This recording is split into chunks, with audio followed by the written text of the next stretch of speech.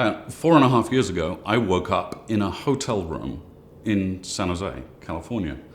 It was my third day at Cisco. I had joined Cisco in a new role focused entirely on building more teams like our best teams and more leaders like our best leaders. And the question in front of me on that dark morning in San Jose in the wee small hours was, what do you do first? Where should we start? I'd spent 2 days in orientation meeting a lot of people. I'd got to know my team, my peers, a little bit about the company. Day 3 dawns. What to do first? Where should one start on this journey? Well, to understand why I did what I did that day, why I set in motion what I set in motion, you actually have to rewind a little bit further. In 2006, when I was working at Deloitte, I'd written a white paper called Little Platoons. And the name of the white paper comes from a quote by the British philosopher Edmund Burke, who wrote way back in 1790, to love the little platoon in society is the first germ of public affection. In other words, to love the smallest group that you're part of, the smallest group that you're part of is the first part of any sort of connection or affection or affiliation with the larger groups beyond it. In other words, teams matter most. I'd written this in 2006, and then a few years later I met Marcus Buckingham over a drink, and he and I discovered that we thought about the world in very similar ways, but we came from very different perspectives. Of course, I was a practitioner trying to make change inside large organizations. He was a researcher, an expert on positive psychology, and his lineage goes all the way back to Don Clifton, to Gallup, to all of the work done in the last 50 years or so to try and figure out not how to fix what's broken in humans, but how to draw out and magnify what works best. So Marcus and I started working together at Deloitte, and we worked on performance management, and particularly the question at the time of how do you do performance management without giving people numerical ratings and putting them in boxes.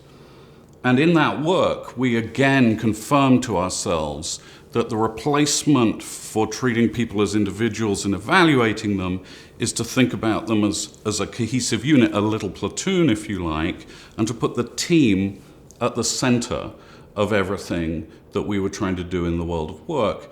So when I got to Cisco, I knew I had to do 2 things.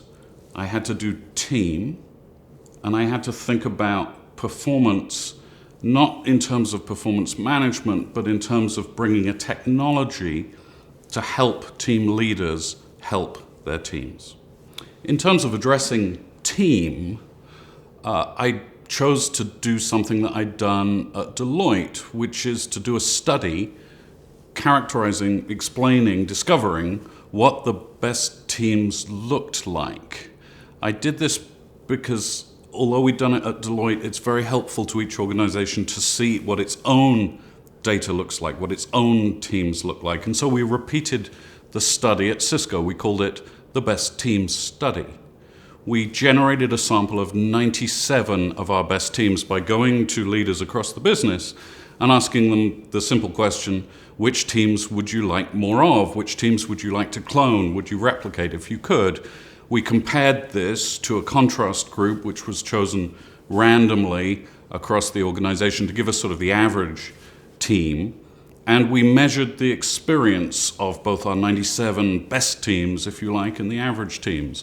We asked them 8 questions drawn from, again, this body of research going back several years, which we knew would enable us to hone in on the particular day-to-day experience of each team, the experience of being inside these little platoons. When all was said and done, we looked for the questions which showed up really strongly on the 97 of our best teams and not nearly so much on the average. And we found 3 things. At Cisco, the best teams play to their strengths frequently. Each team member has the sense that they get to offer what they do best to their teammates, to the organization every day. We found out that the best teams have one another's backs, that people feel supported by those around them. And we found out, thirdly, that the best teams have a shared sense of excellence. They understand what it is they're striving to do together. They have a sense of quality. They know what the target looks like. That was what the best teams were like at Cisco. And so that data led us then into a whole body of work, which we'll talk about in the ensuing videos, to try and bring out those things in each and every team, to allow them to measure themselves against those standards, to give them visibility into strengths, to understand how to have one another's backs, to have frequent conversations about what it is that we're trying to achieve together. So the Best Team study was a foundational piece of work, and I set it in motion on that third morning at Cisco because research has lead time, and I knew it would take us several months to land the results. The second thing I set in motion that day, which also has lead time, was a technology for teams. If you think about most HR technologies, they actually exist not to serve the people on the ground, but to serve the needs of the broader organization. So if we need to pay people, we have a technology to do that, and the team leaders and team members are users of that technology, but they're not directly served by it. We needed a different sort of technology, a technology that would allow team leaders to see the strengths and the work and the emotional experiences of the people on their teams, and to allow team members to express those things, to make them visible, to make them a topic of the conversation for the team every day. We needed a technology that would embed certain rituals in the way that people do their work, the ritual of check-in, the ritual of engagement pulse measurement. And so we brought in a technology called Standout, which Marcus had created in a company that he'd been building for several years. We brought it inside, we gave it a new name. We thought our name should be Team Space, as it was, after all, a space for each and every team in the organization. We put that in motion, again, knowing that rolling out a technology at that scale would take 12 to 18 months. But on that very first day, on the dark morning in San Jose, the two things I did were to launch a study of teams and to bring in a technology for teams. And those decisions in themselves rested on many, many years of studying what works best at work, my studies, Marcus's studies. And so in beginning our journey at Cisco, we were in fact continuing a journey that had been going on for several years. Next question. Don't put that in.